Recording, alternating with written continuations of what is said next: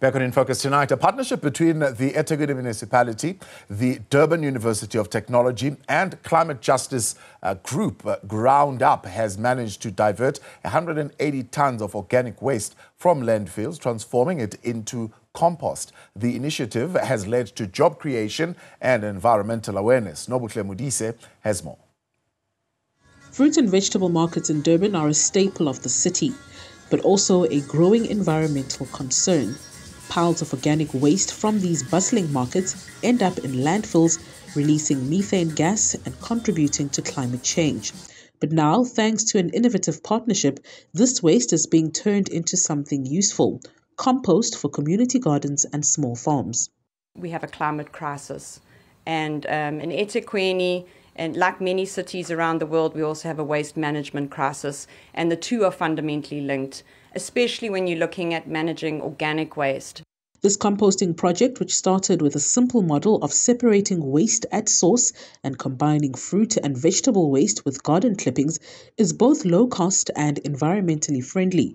By keeping it simple, they're making sustainability accessible for all. So the city is heavily involved in implementing this project.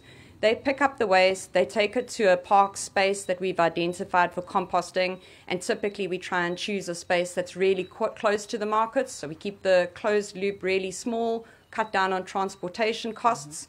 When we get to the parks department, we use the garden refuse that they've been collecting that also would otherwise go to landfill, and we make some compost, and then we give it back to parks. So once a week, the compost is ready. We have a batch that's ready, and then the horticulturalists are able to come and fetch the compost for free, and they use it all around the city. The project has also created jobs, employing 6 people who work daily to process this organic waste and produce compost, which is then used for urban beautification, community food gardens, and local farming.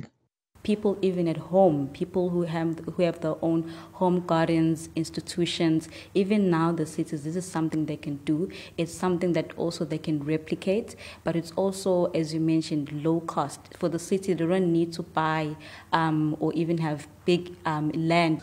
GroundWork says the project is a potential game changer for municipal waste management, reducing costs and dependency on landfill space, which is a rising issue across South Africa. What we are showing here is that with waste, you can be as creative, but most importantly, you must think about it in an environmentally just way and include the sectors that are highly, highly affected when it comes to climate change impact. And most importantly, we hope that in the end, these operations and these pilots that we are actually starting and working on, they will be embedded into eThekwini Municipality's operations. By teaching residents and visitors alike about composting, DUT is also spreading awareness on climate change. Horticultural students gain hands-on experience while helping to manage and support the program, a win-win for education and the environment. For Newzroom Afrika on Channel 405, I'm Nobuhle Modise in Durban.